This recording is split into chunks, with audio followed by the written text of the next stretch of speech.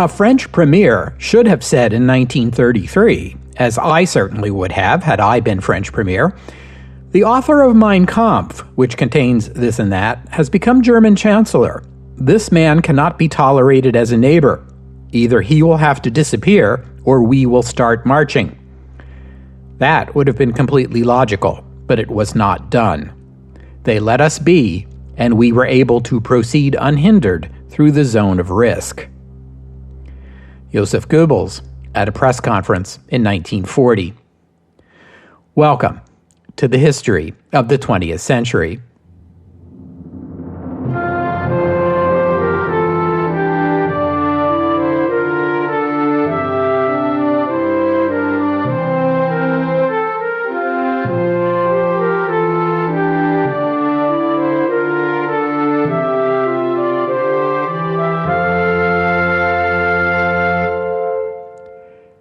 Episode 286, Unwinding Versailles.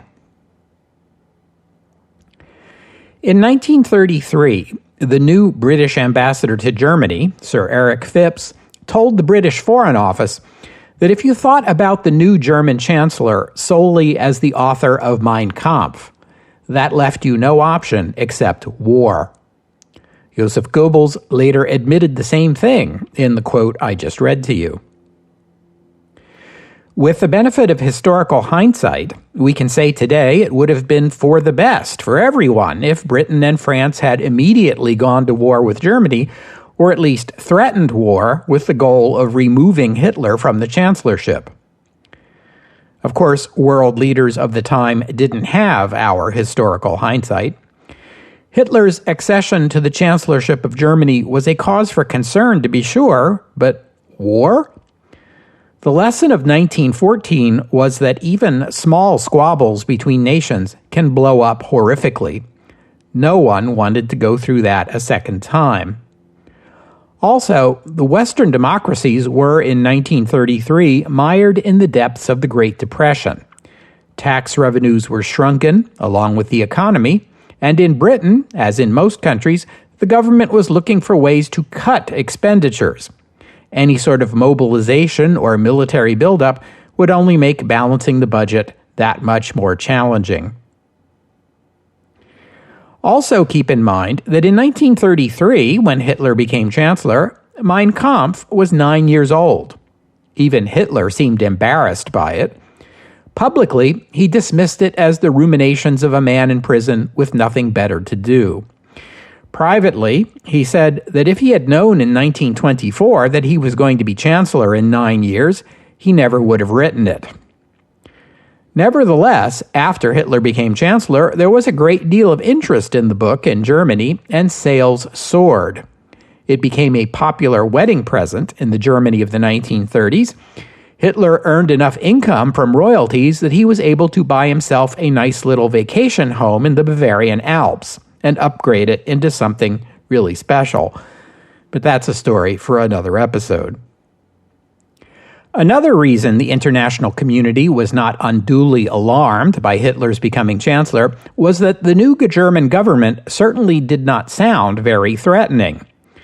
The German foreign minister was Konstantin von Neurath. He was no Nazi. He was a career diplomat who had originally been appointed to the position by Franz von Papen, and he had served through the Papen government, the Schleicher government, and now the Hitler government. His remaining in office was taken as a sign that not much had changed. Likewise, the same ambassadors represented Germany in the world's capitals after Hitler took office as before. There was no wholesale shakeup of the German Foreign Office or of Germany's diplomatic corps, and the message the Foreign Office and the diplomats were sending to the rest of the world was one of continuity. Sure, governments change, and new governments take office with new domestic priorities, but foreign governments were assured that no great shift in German foreign policy was under consideration. And this was mostly true. For the first 18 months after he became chancellor, Hitler was focused almost exclusively on maintaining and expanding his power within Germany, and he was content to let the Foreign Office deal with foreign relations. This was the period of the Reichstag fire, the March 1933 election, the Enabling Act, the dissolution of other political parties, the November 1933 election, the Night of the Long Knives, the death of President Hindenburg, and the consolidation of the offices of President and Chancellor. That's quite enough to keep anyone busy. When Chancellor Hitler did speak on foreign policy, he said the right things about wanting peace. In this regard, Hitler was copying the strategy that had made him chancellor. He had tried to seize power by force in 1923 and failed miserably. Then he had pledged to seek power only by lawful means. This got him out of prison and got the ban against the Nazi Party lifted, and he had kept his promise to pursue political power only by lawful means, despite occasional pressure to do otherwise from his own supporters. And it had all paid off. It had gotten him to the chancellorship. Once there, he was able to rewrite the laws to keep himself there. A violent revolution hadn't even been necessary. Similarly, when Hitler spoke of his foreign policy goals, he was always careful to emphasize that he did not intend to use force to achieve them. In his first speech on foreign policy before the Reichstag, he had emphasized that another European war was as much against German interests as it was against the interests of any other nation, and so Germany would rely on peaceful means to get what it wanted. And what did Germany want, according to the Chancellor? Germany wanted to be restored to its rightful place as a peer and equal of the other great powers.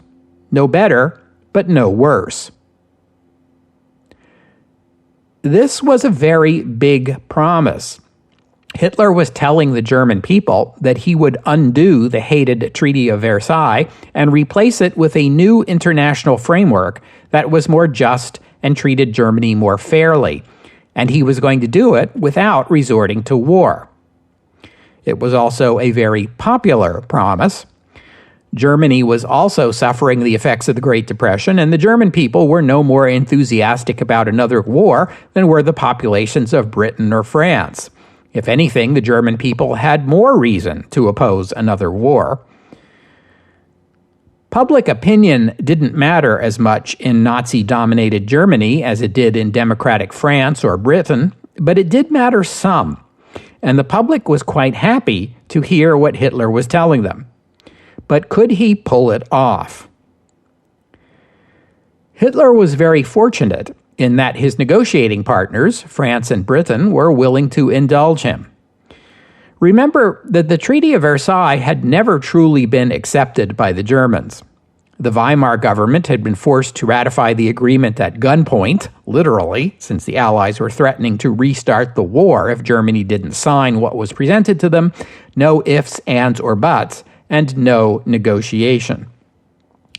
Even in the days when the Weimar coalition ran the German government, no one liked the treaty, and the German government continually resisted it, especially the reparations terms and the restrictions on the German military, which Germany was quietly violating. At the same time, though, the Weimar coalition's great diplomatic achievement was the gradual reintegration of Germany into the international community. By 1933, when Hitler became chancellor, Germany had won some level of trust and respect among its former wartime foes. The old adversaries had sworn to deal peacefully with one another in the future, at Locarno and in the Kellogg-Briand Pact. Germany was even a member of the League of Nations now. With Germany increasingly being treated as a peer by the Allied nations, it became more difficult in Paris or London to justify the harsh limits the Treaty of Versailles had imposed on it. Not to mention in the United States, where the treaty had never been ratified in the first place, and where from the beginning you heard criticism that the Versailles Treaty had gone too far. So there was sentiment even on the Allied side that the Treaty of Versailles was too harsh, and few who felt ready to confront Herr Hitler and tell him the treaty was a done deal, carved in stone, and if he didn't like it, how would he like to see Allied troops in the Rhineland again? You don't talk like that unless you're sure you can back it up. And in 1933, talk like that in Paris or London was more likely to get you shot down in a vote of no confidence than it was to mobilize the army. The reality in 1933 was that the Versailles Agreement was already coming apart, and not because of anything Adolf Hitler had said or done. We already discussed the Lausanne Conference, held in June and July of 1932 in episode 268. There, the French and British agreed to extend the Hoover moratorium on reparations payments. This was supposed to have been contingent on the U.S. reducing Allied war debt, but even after the Americans refused to go along with that, the Allies abandoned any further attempt to collect reparations. They're over. And this happened before Hitler ever came to power. It was the Papen government representing Germany at Lausanne, building on the work of its predecessor, the Brüning government. Also in 1932, the World Disarmament Conference was meeting in Geneva. This conference had been called to negotiate the arms reductions called for in the Treaty of Versailles. All the League of Nations members were involved, as were the United States and the Soviet Union. These talks would run for almost 3 years and accomplish little, alas, but in December 1932, it was publicly announced at the conference that the 5 permanent members of the League of Nations Council, that is, Britain, France, Italy, Japan, and Germany, had agreed in principle to an arms reduction goal of parity among the 5. This was only the declaration of a long-range goal. No one was saying that Germany could rearm tomorrow, or that the treaty limitations on the German military should be immediately lifted, but it was big news in Germany nevertheless. The Allies had accepted at least the principle that Germany should be their military equal. That meant either the Allies would have to disarm to German levels, or else permit Germany to rearm to Allied levels. And again, this development emerged during the Schleicher government, before Hitler came to power. So the groundwork had already been laid for Germany to claim a right to full military parity with the Allies, subject, of course, to potentially lengthy negotiations to work out the details. Those negotiations continued throughout 1933, with little input from Chancellor Hitler, who was devoting all his energies to consolidating and increasing his power within Germany. In Geneva, talk of German military parity with Allied nations was resisted most firmly by the French, the Allied nation right next door to Germany and therefore the one most vulnerable to a revived German military. Every time the Germans demanded parity, the French called for Allied military commitments to defend France's borders. No one took up France's call. The British Foreign Secretary, Sir John Simon, working with American and French diplomats, crafted a proposal he thought might break the deadlock at Geneva. It involved a 4-year trial period during which international monitors would observe the militaries of Germany and the other powers to ensure everyone was following through on their arms control commitments. Simon announced the proposal at the conference on October 13, 1933. The next day, Hitler's government announced his response. Germany would turn down the Simon proposal and withdraw, both from the Geneva Conference and from the League of Nations, subject to a referendum to be held next month. Hastily arranged demonstrations were held in Berlin of SA stormtroopers and Hitler Youth marching to brass bands in support of the decision. In a radio speech, Hitler evoked a future in which the ancient enemies, Germany and France, lived as peaceful neighbors, though, he said, both victor and vanquished had to find their way to a place of mutual understanding. When the November referendum was held, 95% of the German public voted to endorse the withdrawal. So if that won't work, how should the Allies approach Hitler's Germany? A persuasive viewpoint emerged from the British Foreign Office. If Herr Hitler thinks the existing treaty arrangements are unfair to Germany, and he's going to continue withdrawing from them, then let's negotiate a new set of agreements satisfactory both to him and to the Allies. That way, Herr Hitler can go back to Berlin in triumph and announce he had fulfilled his promises to win Germany more equitable treaty arrangements, while the Allies could rest easy knowing that once Hitler had signed these new agreements and publicly boasted about them, he would hardly be able to turn around and denounce them as unfair to Germany, not when they bore his own signature. Of course, you and I know something important that the British Foreign Office was at this point only beginning to suspect, that Hitler was already planning a major buildup of the German military, and the idea of inspectors monitoring the German military was anathema to him. But fears of a newly militaristic Germany were eased somewhat in January 1934 with the surprise announcement of a Polish-German non-aggression agreement.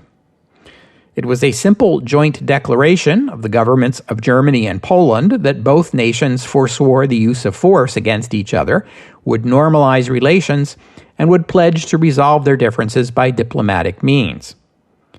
Even more surprising than the declaration itself was the word that the agreement was the result of a personal initiative by Chancellor Hitler.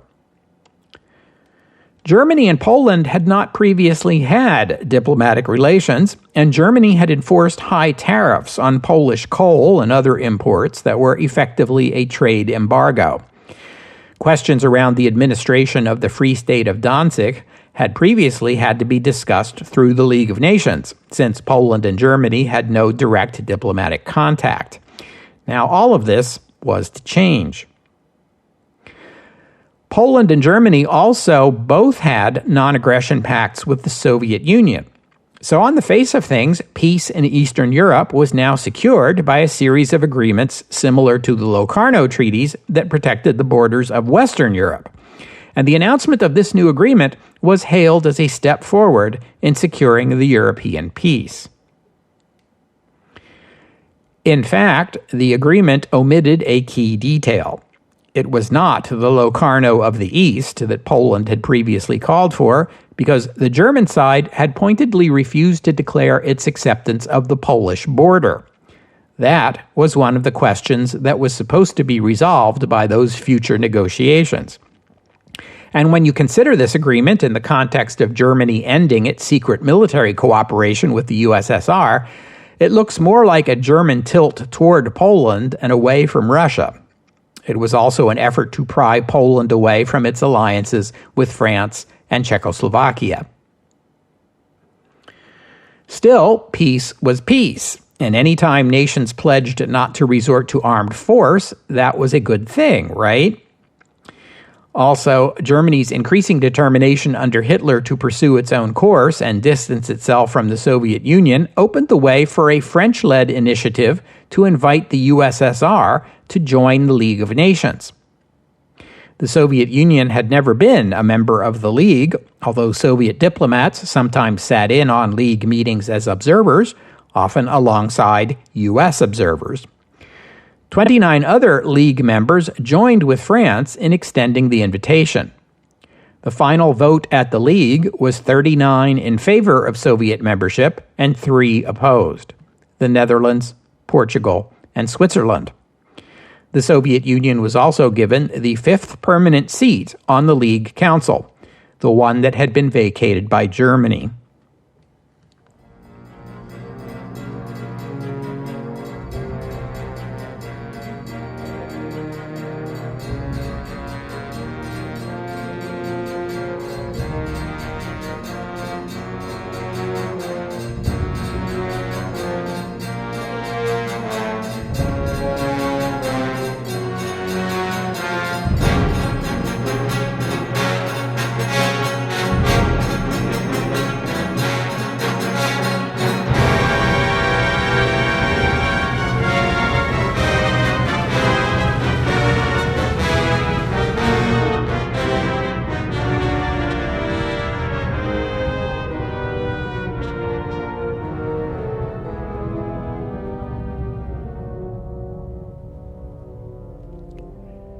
The topic of potential unification of Austria with Germany, known in German as Anschluss, has come up before on the podcast. It has been under discussion ever since the collapse of Austria-Hungary. German-speaking Austria, now shorn of its Slav-populated territories, was a small and weak state landlocked, and devastated by the Great Depression. It was logically difficult to justify maintaining Austria as a separate German state long after all the other German-speaking states had combined to form Germany. Still, though it may not have been logical, the diplomats at the Paris Peace Conference saw no reason to allow Germany to become even larger and more powerful than it already was. And so they had inserted clauses into the peace treaties with both Germany and Austria, specifically banning unification of the two states without the approval of the League of Nations. Austrian native Adolf Hitler, on the other hand, had dreamed of Anschluss ever since his youth in Vienna. The Chancellor of Austria at this time was Engelbert Dollfuss. He was the child of a peasant family and had come into politics through a right-wing agrarian political movement. Dollfuss's first cabinet position was as Minister of Agriculture in 1931. Just 15 months later, the now 39-year-old Dollfuss was invited by the President of Austria to form a government. He did. He put together a government coalition that held a one-vote majority in the Austrian parliament. Austria's political and economic troubles of the early 1930s were similar to, indeed related to, the problems plaguing Germany, including a small but noisy right-wing party, the Austrian National Socialist Workers' Party, the ideological soulmates of the National Socialist German Workers' Party in Germany. After Hitler became chancellor in Germany, the Austrian Nazis began receiving a flood of money and support from the German party, and they used it to agitate loudly for Anschluss. The Austrian Nazis held no seats in the Austrian parliament, but when the parliament deadlocked, Dollfuss took a page from recent German history and had the president dissolve parliament indefinitely and allow him to rule by decree. But Dollfuss was an opponent of the Nazis and of Anschluss. In May 1933, he banned the Communist Party and prohibited Austrian Nazis from wearing their brown shirt uniforms in public. A month later, he banned the Nazi Party altogether. In Berlin, the German government retaliated by imposing a 1,000 mark fee on Germans crossing the border into Austria, which effectively amounted to a ban on tourism, which was a major source of revenue for Austria. And Hitler confidently predicted this would bring down the Austrian government and force a new election, one in which the Austrian Nazis would win a comfortable share of the seats in parliament. But Austria did not knuckle under in the way Hitler expected. In Rome, Mussolini's government publicly guaranteed Austrian independence, while Dollfuss returned the favor by making Austria into a one-party state on the Italian, not the German, model. An unforeseen side effect of the German travel ban became apparent. By making it difficult for Germans to visit Austria, Hitler had also made it difficult for German Nazis to collaborate with their Austrian allies. In February 1934, violence between fascists and socialists broke out across Austria, a familiar story. Hundreds were killed and thousands injured. The government outlawed the Social Democratic Party of Austria and the trade unions. Italy made another declaration guaranteeing Austrian independence. This time it was joined by France and Britain. 4 months later, in June, Adolf Hitler traveled to Venice for his first foreign trip since becoming chancellor, a summit meeting with Il Duce. On the face of things, Italy was a natural ally for Germany, given the two governments' similar political orientations, but Rome and Berlin were not getting on, and the meeting did not go well for Hitler. The Italian government was careful to note publicly that it was Hitler who had requested the meeting, apparently to seek Italian acquiescence in the Anschluss, which made Hitler look like a supplicant coming to Venice to kiss Mussolini's ring. Hitler chose to wear civilian clothes for the summit meeting, but Mussolini arrived in full military uniform. The contrast between the large, boisterous, uniformed Mussolini and the smaller, more nervous Hitler dressed in a jacket and tie was not flattering to Hitler. The two dictators held their meeting in private without interpreters. Hitler couldn't speak Italian, but Mussolini insisted he spoke German well enough that a translator was unnecessary.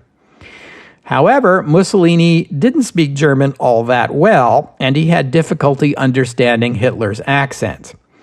Hitler's tendency to wind himself up into long monologues merely led to Mussolini losing the thread of what Hitler was talking about and becoming bored. Both leaders left the meeting with their opinion of the other lowered. Mussolini confided to his wife, Rachele, that Hitler struck him as not so much intelligent as merely stubborn. Just 6 weeks later, on July 25, 1934, a troop of more than 150 Austrian Nazis wearing Austrian army uniforms forced their way into the Austrian chancellery, where they shot and killed Chancellor Dollfuss. Another group seized control of the Vienna station of the Austrian Broadcasting Service and announced that the government had been overthrown. Nazis across Austria rose up in revolt, but they did not get the support they had expected from the Austrian army and police. After a few days of fighting, the putsch failed. Even worse, from Hitler's point of view, the Italian government responded to the news of the coup attempt by moving 2 Italian army divisions to the Brenner Pass, a clear warning against German military intervention. Publicly, the German government denied any knowledge of the putsch, although this persuaded approximately no one. It is likely not only that Hitler had advanced knowledge of the affair, but that he had approved it. The German Foreign Office recalled its ambassador to Vienna, and here is the moment where Hitler persuaded Vice Chancellor Papen to take over the embassy in Vienna and help smooth things over. In Austria, Kurt von Schuschnigg took over as Chancellor, while retaining the portfolios of Minister of Justice and Minister of Education that he had already held in the Dollfuss government. The Schuschnigg government would continue the Austro-fascist policies of its predecessor. The whole affair was an acute embarrassment to Hitler and his government internationally, not least because it destroyed its relationship with Rome. The Italian press spent months denouncing Hitler, the Nazi Party, and the German government generally. A period of retrenchment was called for. Hitler and his government took on no new foreign initiatives for the rest of 1934. Instead, Hitler continued to speak publicly about the need to resolve European disputes peacefully, while covertly building up the German military. But this military expansion that Hitler had begun in 1933, though it had been easy enough to keep it secret at first, when it was still largely aspirational, became more and more difficult to conceal as time went on. By the time of the putsch in Austria in July 1934, British intelligence had twigged to what was going on in Germany. The creation of a German air force was naturally a particular concern to the British, although the question of what to do about it was a whole other matter. I touched on some of this last week. From the British perspective, it was not at all clear what should be done about early indicators of a possible German rearmament, especially considering the uncertainties over Air Force doctrine, the sorry state of the British aircraft industry, and Britain's economic woes of the time, among other factors. In mid-1934, when the cabinet voted to increase the size of the Royal Air Force, it was roundly condemned by the labor opposition and by private peace groups, even though the proposed increase would merely bring the RAF back to its numbers as of 1923. But among those who felt the government wasn't doing enough to respond to developments in Germany were some officials in the British Foreign Office who had access to the intelligence reports coming out of Germany. One of these was Major Sir Desmond Morton. He happened to be friends with Winston Churchill and had assisted Churchill in writing The World Crisis, Churchill's account of the Great War. By the latter half of 1934, Morton was leaking classified intelligence reports on the German arms buildup to Churchill. Morton had a home in Kent, just a mile away from Chartwell, so all it took was a pleasant stroll through the autumn Kentish countryside to deliver copies of these reports. Morton was not acting on his own. He had at least one and probably more colleagues in the Foreign Office who were aiding and encouraging the leak of this information. Churchill was a safe choice as a recipient. As a member of Parliament, he could and did raise questions about what was going on in Germany and how the government was responding. As a former Chancellor, War Minister, and First Lord of the Admiralty, Churchill had long had access to the most sensitive government information. Still, Churchill, though a Tory, was on the outs with the Baldwin government for criticizing their India policy, and he was widely seen as having burned all his bridges, though this meant Churchill had nothing to lose by raising these uncomfortable questions about how the Treaty of Versailles had explicitly forbidden the creation of a German air force, though Berlin was flagrantly violating that provision. What plan did the government have for dealing with it?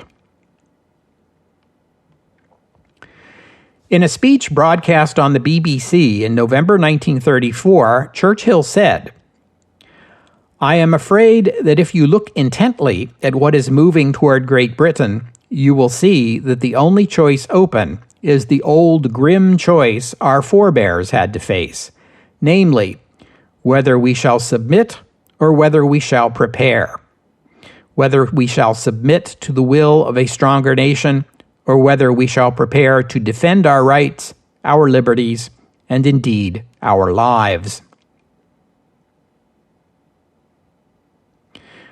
News of the development of a German air force was of particular concern in Britain, where it appeared that modern technology had erased the United Kingdom's most valuable defensive asset, the English Channel.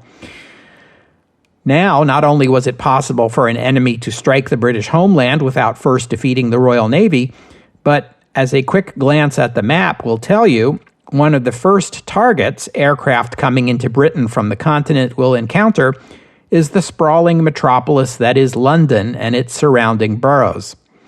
The UK capital city and its most important city was now also its most vulnerable city. The new year, 1935, brought good news for Adolf Hitler. January marked the 15-year anniversary of the League of Nations administration over the Saarland. The Treaty of Versailles mandated that a plebiscite be held in which the inhabitants of the Saarland would decide the future of their territory, either reunification with Germany, unification with France, or to continue under the administration of the League. Social Democrats and Communists in the Saarland campaigned vigorously to remain under League administration, where their parties could continue to operate freely, and also as a rebuke to the Nazis. Their slogan was, "Defeat Hitler in the Saar." Nazis and other right-wing parties campaigned for reunification using nationalist arguments, and also noting how the German economy was recovering by this time. It appeared likely that reunification would win the vote, but the margin of victory was a surprise. 91% for reunification, 9% for continuing the status quo, and only a minuscule number of votes for unification with France.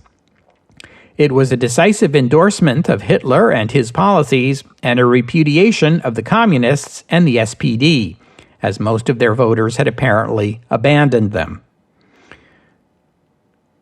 It was good news for Hitler and helped restore his image after the twin debacles of Austria and Venice. But by the spring of 1935, the German military buildup had advanced far enough it was no longer possible to conceal, especially with Mr. Churchill raising such a ruckus in the British Parliament. Some intelligence estimates suggested that the German Air Force was now comparable in size to the RAF. In February, the French and British governments issued a joint communiqué condemning the German buildup and proposing a new round of negotiations on arms control. In response, the German government invited the British Foreign Secretary, Sir John Simon, and the Lord Privy Seal, Anthony Eden, to Berlin for talks on March 7th. 3 days before the scheduled meeting, the British government issued a white paper announcing a major increase in funding for the RAF, a response to the German buildup. The German Foreign Office angrily canceled the scheduled meeting, claiming as its excuse that Hitler had become a little hoarse, which became material for many jokes at his expense in the English-speaking world. But it was no joke to Hitler. He really was having trouble with his voice in early 1935. A doctor's examination revealed a lump on his vocal cord. Surgery was recommended. This created a good deal of anxiety for Hitler, who, like many people, had superstitious ideas about historical parallels. In this instance, the historical parallel his condition brought to mind was that of the second German Kaiser, Friedrich III. Longtime listeners will recall from episode 2 that Friedrich reigned as Kaiser for a mere 99 days before succumbing to cancer of the larynx. Hitler feared the same thing would happen to him, and he was quite relieved when what the surgeons removed proved to be merely a benign polyp. He would be fine. But the experience affected him. He began to worry that death would claim him before he achieved his long list of ambitions. A few days after the talks were canceled, on March 10th, in an interview with British journalist George Ward Price of the Daily Mail, Hermann Göring finally admitted publicly what everyone already knew, that Germany had created an air force, the Luftwaffe, although Göring claimed it was intended solely for defensive purposes. He boasted that the Luftwaffe already had 1,500 airplanes, which would have made it far larger than the RAF and almost as big as the French Air Force, although this was a gross exaggeration. In truth, the Luftwaffe was only about half that big. On March 16th, Adolf Hitler released a decree that proclaimed falsely that Germany had kept all its promises to disarm while the Allies had violated their own promises and refused to negotiate arms reductions. Therefore, the German government would reintroduce conscription and expand the army. The German army, known since 1919 as the Reichswehr, which means Reich's Defense or Realm's Defense, was limited to 100,000 by the Treaty of Versailles, and so it had been ever since. In 1934, the Reichswehr Command, acting on their own initiative, had ordered all Jewish soldiers discharged, had incorporated swastikas and other Nazi symbols into German uniforms and equipment, and had introduced a new oath under which German soldiers swore loyalty not to the German people or to the German Constitution, but to Adolf Hitler personally as Führer of the nation. Hitler was quite pleasantly surprised by these developments. Now, under Hitler's decree, the army would be renamed the Wehrmacht, which means roughly defense force, and over 10 years it would gradually be increased to 550,000 soldiers in 36 divisions. Even Hitler's own foreign minister was shocked by the news that the army would be quintupled and feared the Allied reaction. But among Germans, the news was received with joy. The humiliations of Versailles were coming undone, and Germany was reclaiming its proper place as a great power. As for the Allied reaction, it amounted to no more than diplomatic protests. Tellingly, the British diplomatic note protesting the buildup also inquired politely about rescheduling that meeting with Simon and Eden. It was held a few days later. When Simon and Eden raised the question of the German military expansion, Hitler reminded them of Prussian support for Britain at the Battle of Waterloo and asked whether, when the Prussians arrived, Wellington first checked with the Foreign Office to make sure the Prussian army did not exceed agreed-upon treaty limits. Hitler dismissed questions about German air power. The Luftwaffe already had parity with the RAF, so there was nothing left to discuss. As regards the German Navy, Hitler suggested that Germany would agree to a bilateral treaty with the UK, limiting the German Navy to 35% of the Royal Navy. In April, the prime ministers of the UK, France, and Italy met at the Italian lakeside town of Stresa to discuss the German situation. At the end of the meeting, they issued a joint communique reaffirming the Treaty of Locarno and the independence of Austria, and warning that the three countries would oppose any further violations of the Treaty of Versailles by Germany. In May, Hitler gave a major foreign policy speech before the Reichstag, in which he affirmed Germany's commitment to peace and its willingness to work cooperatively with its neighbors to ensure peace in Europe. It was exactly what everyone wanted to hear, both within Germany and in foreign capitals, and the speech was well received.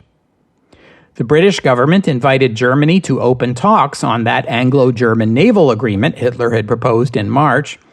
Hitler sent Joachim von Ribbentrop to London as a special ambassador to negotiate the agreement, which was signed on June 18th. The British side saw value in the agreement as it represented a voluntary commitment by Hitler to limit the size of his navy, which was far better than the alternative, no agreement at all. On the other hand, the agreement amounted to a British concession, allowing Germany to build a navy that exceeded the restrictions set by the Treaty of Versailles. Worse still, the British had not consulted with either Paris or Rome before signing the agreement just 2 months after pledging, along with the French and the Italians, not to allow any further German violations. 4 months later, in October 1935, Italy would go to war against Ethiopia. That's a subject that deserves its own episode, and I'll address it later, but for now I'll just note that the war drove a wedge between Italy and its allies, Britain and France, a wedge that Adolf Hitler exploited to woo Italy further away from the Allies. By January 1936, the Italian government was signaling to Germany that it regarded the Stresa Declaration as a dead letter. Italy still wanted an independent Austria, but otherwise it would not participate in any effort to enforce the Treaty of Versailles. After receiving this news, Hitler's thoughts turned almost immediately to the Rhineland. Recall that the Treaty of Versailles prohibited German military forces from crossing to the west bank of the Rhine River, or even approaching within 100 kilometers of a river crossing. Germany had affirmed its commitment to this agreement as recently as the Locarno treaties. Hitler had already been planning to move military forces west of the river, into the Rhineland, in 1937. But with Italy abandoning the Allies and France entering into a mutual defense treaty with the Soviet Union, he decided the time was now. The commanders of the Wehrmacht wanted to reoccupy the Rhineland. They believed this was essential to their mission to defend Germany.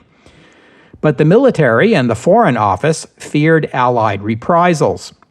The military warned that if the French responded by invading the Rhineland, the army would not be strong enough to resist them.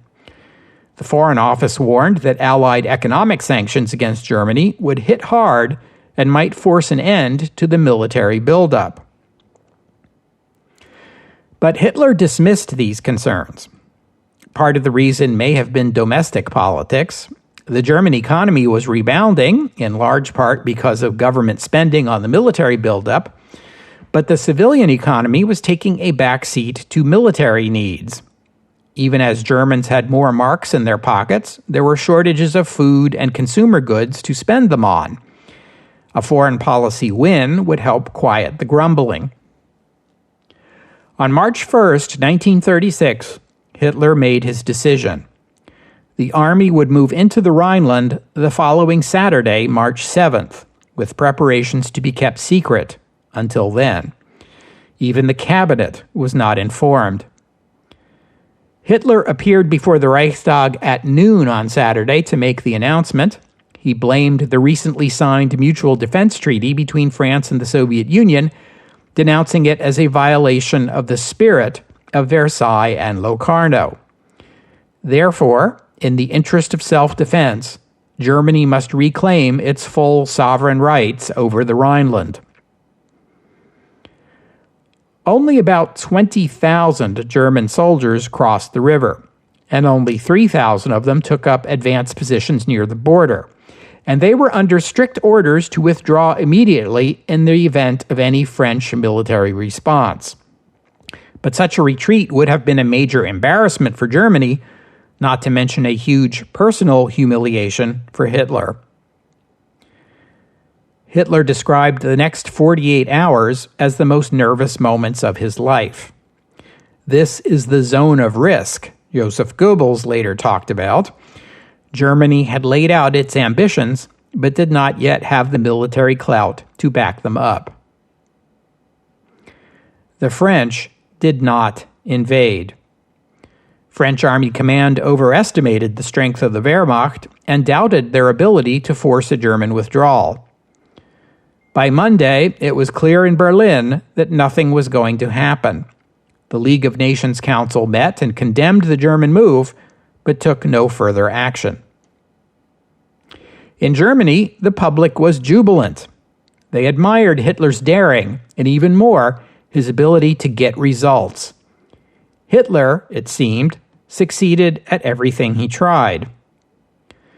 Hitler called another Reichstag election to confirm public support.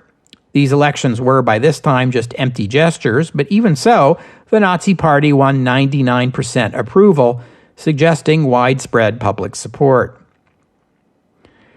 As for Hitler personally, he had forged ahead boldly, ignoring the petty doubts of the old women in the Foreign Office and the nervous military command, and he had been proved correct. The lesson he took from this experience was to trust in his own judgment, his own courage, and his own special insight, to go for broke and to ignore the naysayers. From now on, Adolf Hitler will become increasingly impatient. He will push harder and harder for his remaining military and foreign policy goals and will shorten the timelines.